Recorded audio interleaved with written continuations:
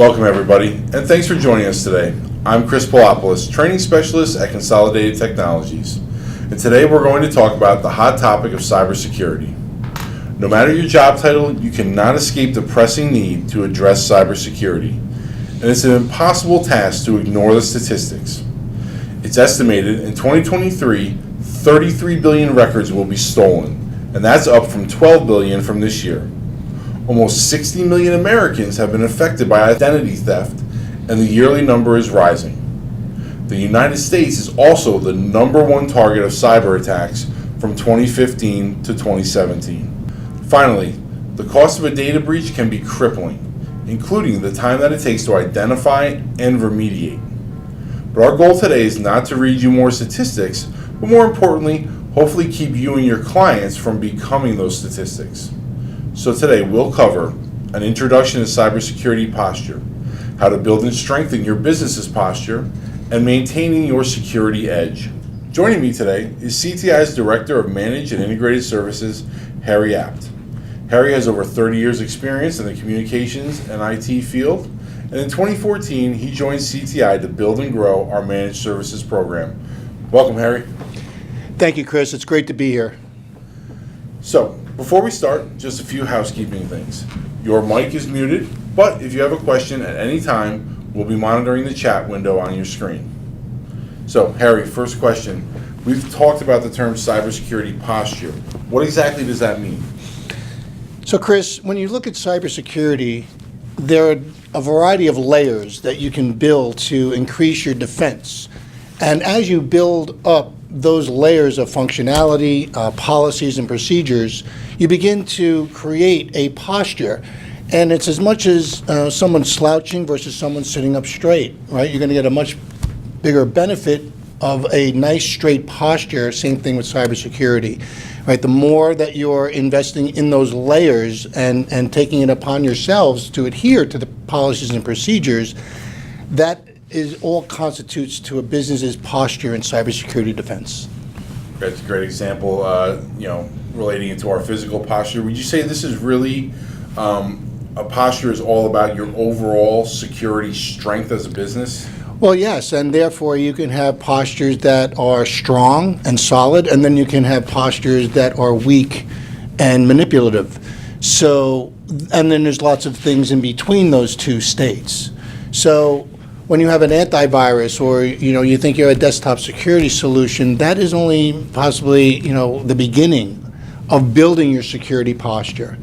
And then in industry, there are different regulations that might mandate a higher security posture, such as the medical field or financial services, right, that are highly regulated, defense contractors, right, where there's regulations that make sure that postures are solid so that those sorts of crimes and the ramifications of them don't propagate out into other organizations.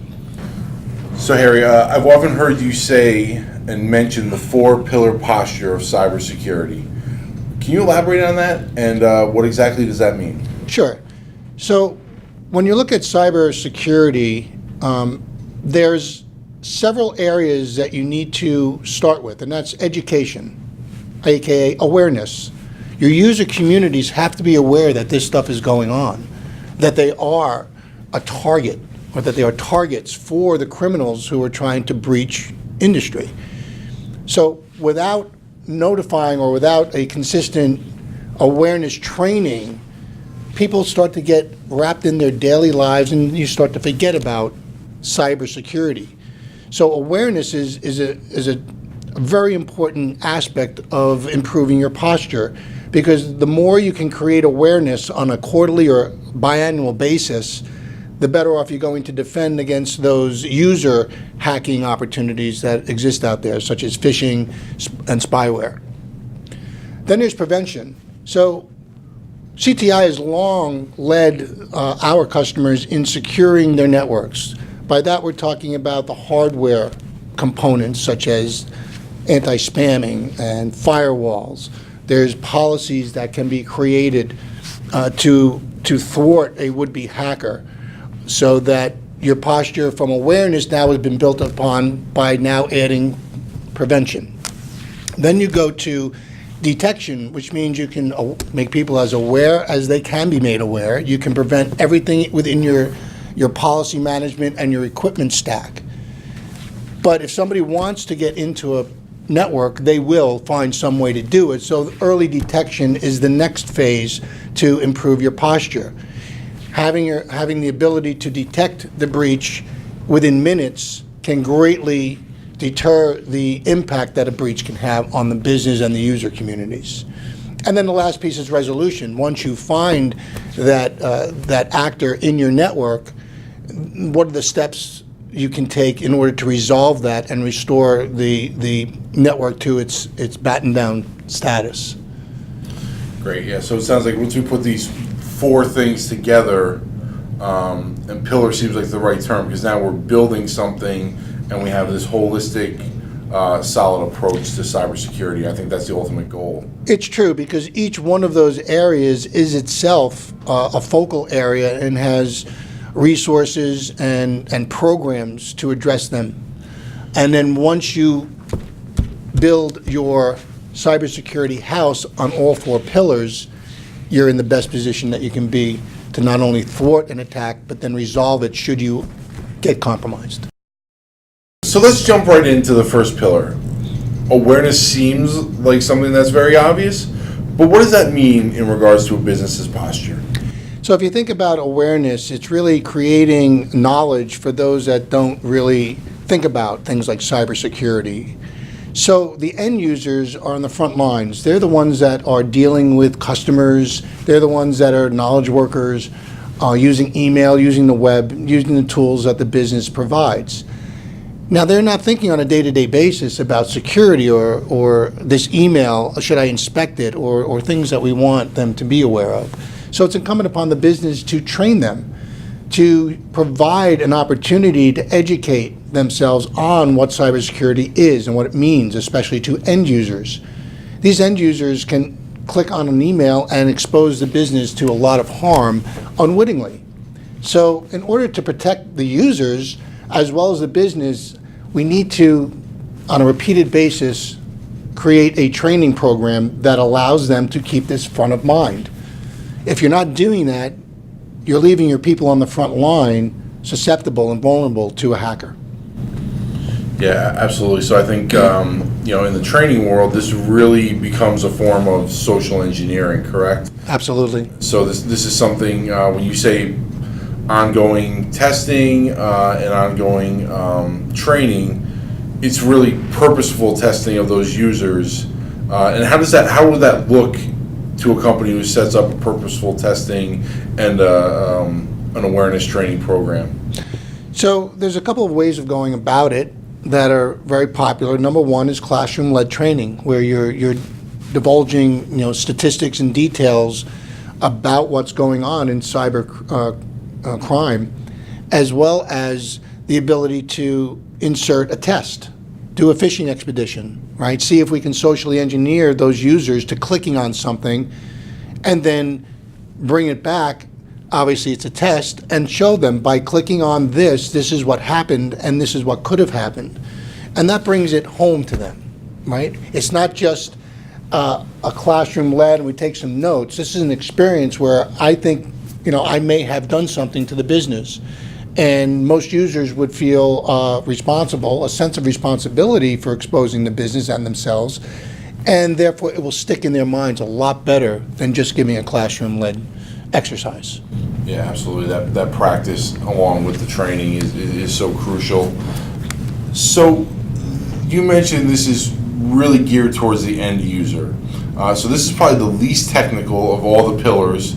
And what other specific behaviors or should a business try to mold for their end users on the front lines? Well, from an awareness perspective, it's really just as I went in, right? It's on a repeated basis, on a regular cadence level, quarterly, monthly, biannually, even annually, to have training set up for the users, to keep it front of mind. You can supplement your awareness training with periodical awareness messaging, right? From your marketing organization, human resources. You can spread industry information of companies being hacked, and having that steady beat of information being available to them is the best way to keep awareness top of mind. Sure. So we've talked about the phishing, which is huge. That's probably 90+% of the cybersecurity attacks that occur. Where does physical security play into all this? You know, a company gives me this laptop.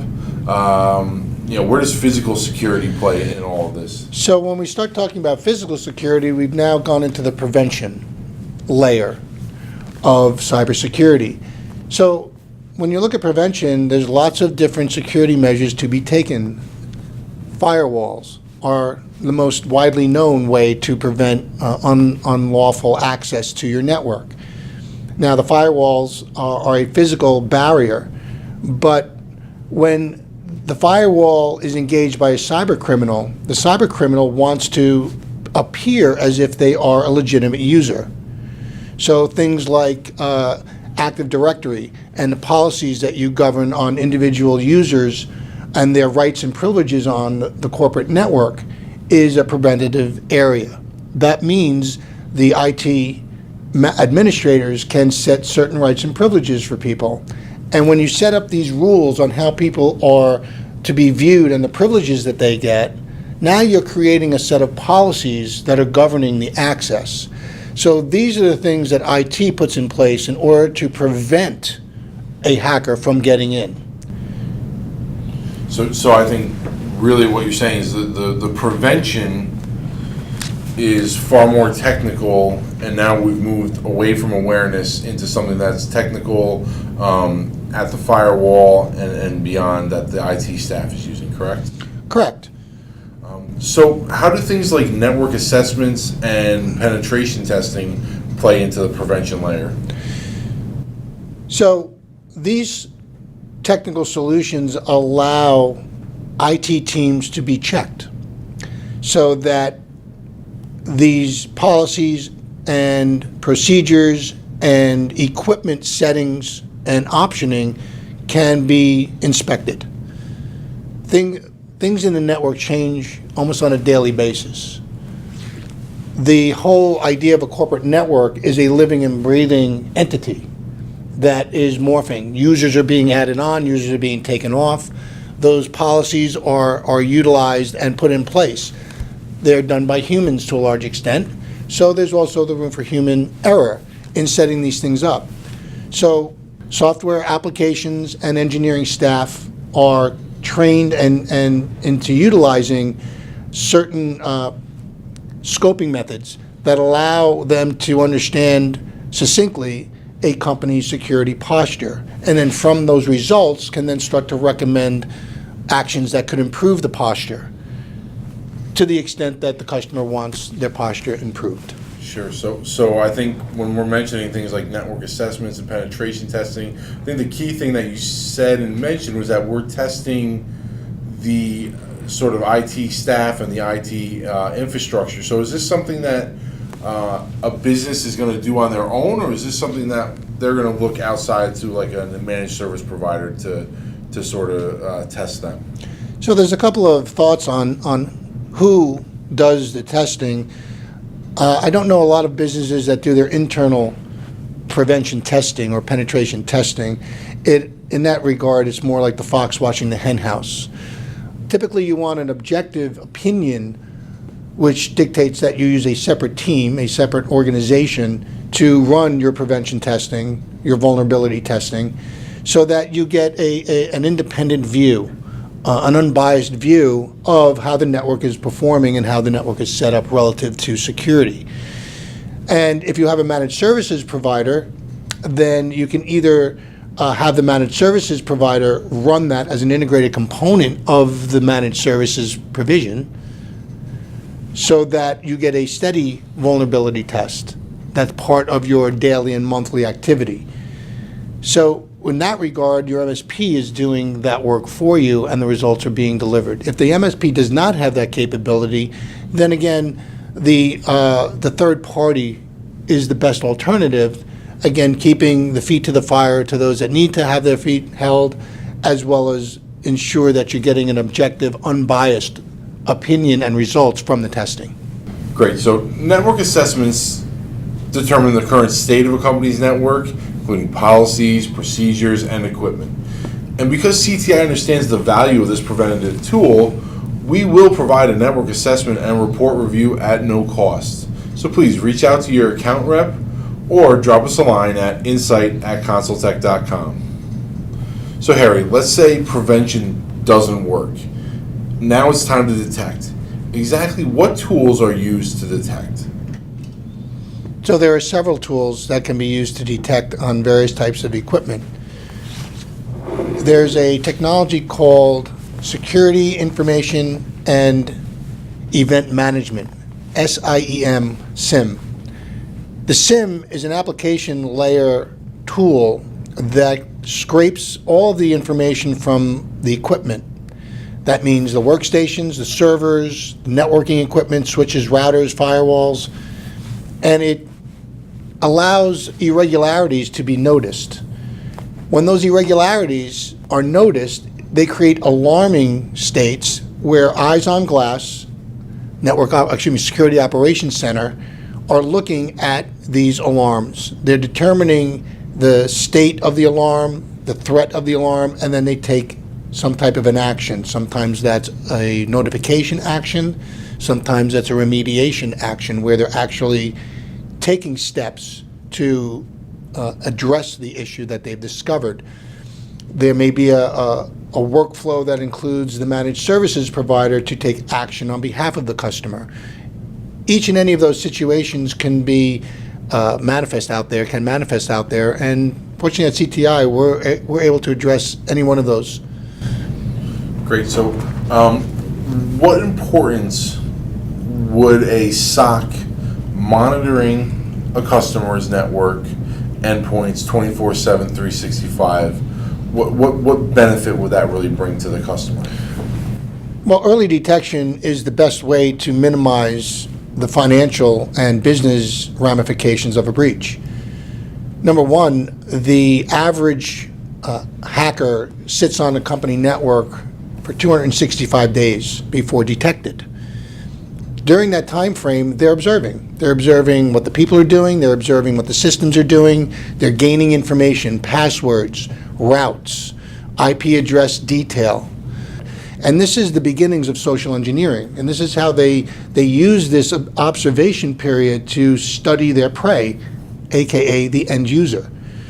And once they understand that, the end user to a large degree, they can start to socially engineer them. And the way you socially engineer is by taking something that's common to the end user, such as their girlfriend's email address or their mom's email address or some other user within business's email address, and they'll change it just a slight little bit so that as you're looking and you're working, you see this, you don't see the slight deviation, and you click on something, and now the perpetrator is now really getting into your business and setting themselves up to either take some action on that end user or the business.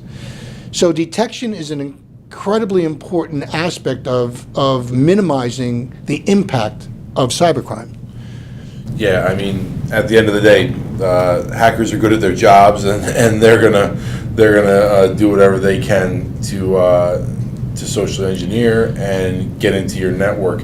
What about having a 24/7 monitoring or having a SOC monitoring? How important is that to the detection pillar? Well, so it's crucial because look, hackers don't come in 8 to 5, right? They're working in the bowels of the night, and they're the ones that are accessing things when the users and the IT team are not around.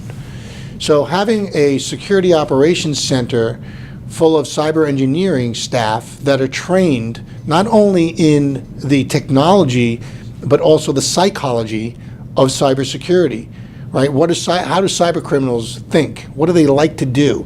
How do my users think? right? What do they like to do? So that we can take not only the technical information we're collecting from the systems and the user activity, but also map that to the psyche of the human, right, in this situation. These are the things that the SOC engineering staff go through in order to prepare themselves for these eventualities. So when you can reduce your detection from 265 days to minutes, that's really addressing the outcropping of cybercrime, which is the financial impact. The global economy is estimated around $87 trillion a year in global business. And it's a staggering $6 trillion of cybercrime against that 87 trillion. That is a lot of money. That is more financial crime than all other crimes put together. So it is real. And the way that you can minimize the actual financial and business impact is through early detection. Wow, so, that's a lot of information. Those stats are staggering. I think every stat we've had today has been staggering, so hopefully that spurs some action. Speaking of action, we talked about, using an MSP for the prevention layer. Does that also come into play for the detection layer as well? We talked about the SOC, but utilizing someone else besides your internal team for detection, is that recommended? Yes, and the reason is because although cybersecurity is heavily wrapped up in IT, information technology, it is a specialty unto itself. The training that the Security Operations Center engineers receive is unique and different than an IT administrator that's working on systems and devices. So the tools are different. So the tools that are being implemented and utilized are different than standard types of monitoring and management tools in IT, in the IT industry from the managed services provider perspective. So finally, our fourth pillar is resolution. Yes. The biggest part of the resolution is actually having an incident resolution plan. A solid resolution plan is essentially a roadmap for reducing your business's cybersecurity risk level and proactively minimizing damage. But unfortunately, approximately 79% of SMBs do not have an incident resolution plan. So with that, again, another staggering stat, Harry, why is an incident resolution plan so important? Well, if you think about it, let's take the 79% who don't have a resolution plan, and why is that? The main reason that companies do not have a resolution plan is because they don't really see a perceived threat. Right? So once you understand that you are susceptible, that there is a threat, and it could be just a matter of time before someone gets attacked, it just makes sense that once you detect that you have a plan to restore. If you don't have a plan to restore, then you don't have the means by which to completely complete your cyber posture. Just like anything, a good plan to address an incident is the best way to continue to move your business forward. In speaking with Ed Davis, who is the former police commissioner of the city of Boston during the Boston Marathon bombing, he shared with us that the only reason that the resolution that came about happened was because of the plans that they had in place prior to the incident even happening. This is no different. This is a crime, and if you don't take restitution resolution seriously, then all you're doing is identifying an issue, maybe curing it, but then not having the wherewithal to prevent it from happening again. In addition to that, the quicker that you're able to stabilize and reverse the issue, the more business continuity, the better business continuity you're going to have as a business. So it's just like anything else. The less time you spend on an activity, as long as it's well planned out, you're in good shape. If you don't have that plan, now you're having to make the plan while an incident is happening. And that's not a good way to prevent anything. Yeah, and I think, there's all the cliches out there about preparedness, right? Like an ounce of prevention better than a pound of cure. And I think that's kind of what we're talking about here, but it's not a simple process. You're involving a lot of stakeholders, correct? Not just IT, but possibly the legal teams and compliance. But from a high level, what should be included in that incident response plan? Well, first off, you have to document the policies and procedures you want the resolution team to follow. And that could be a combination of individuals that have form and function in the response to the hack policy. In addition to that, you'll have people that are in positions of authority that need to provide certain rights or approvals in order to take certain actions, like make an Active Directory modification, like quarantining a server or a set of users or a user. That's going to impact the business. That's going to impact the business in negative ways because we're interrupting things for a certain time period. Now, doesn't it make sense to minimize that time period the best you can? And the best way to do that is to have an organized plan for the restitution. And where does where does recovery play in all this, right? So we've gotten down that road. You've got the plan, but now we need to either get our data back or remediate. Where does that play into everything? So depending upon what's been done, right, will dictate what we'll need to do to restore. If it's a user's workstation that gets wiped out, typically the CFO who loses their QuickBooks files, there are things in place or should be in place to back up those files. And CTI has a backup and business continuity practice that is implemented and would be utilized in this case to restore back to a former point in time before the hack actually happened, right? And that's one of the best ways to address a set of files or systems that have been wiped out.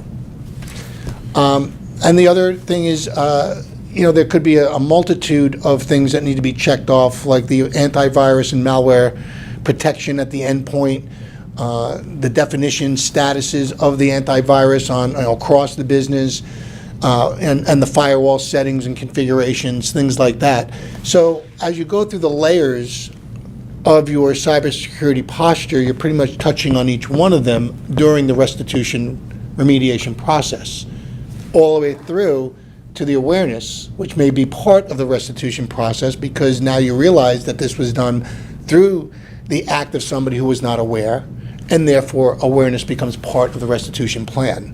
So it is a closed loop circle that we get involved with as it relates to the perpetrators and the response that we can put forth. I think that's a great point in that we talked about earlier on that these four pillars are so interconnected. You need to have all four up and running in order to really create that great posture. So with that said, before we wrap up, any closing thoughts on our four pillars and a business's posture? So I think if you look at your business like a house, you need a strong foundation, right? But then you also need the superstructure, the infrastructure in which to build the walls and the floors.